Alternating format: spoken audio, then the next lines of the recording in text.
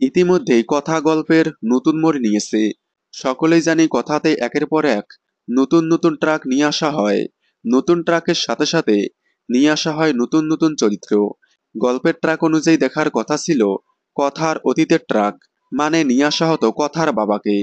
তবে তার আগেই ধারাবাহিক গল্পের নতুন মোড় নিল।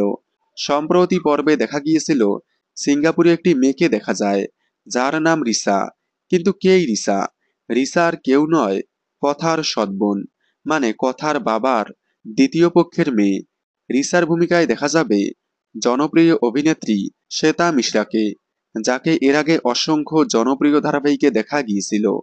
তার মধ্যে অন্যতম জাহানারা, ধুলোকণা এবং ইচ্ছেপুতুল। ইচ্ছেপুতুল শেষ হওয়ার পর তাকে আর সেরকম কোনো ধারাবাহিকে দেখা যায়নি। বেশ কয়েক মাস পর কথা ধারাবাহিকের মাধ্যমে আবারও পর্দায় ফিরলেন তিনি। এখন থেকে কথা ধারাবাহিকে রিসার ভূমিকায় দেখা যাবে তাকে। তবে দেখা যাক চরিত্রটি পজিটিভ নাকি নেগেটিভ। হতে পারে নেগেটিভ, কারণ কথা না থাকায় এবার হয়তো এভির জীবনে রিসা আসবে, যেহেতু রিসা কথার বোন।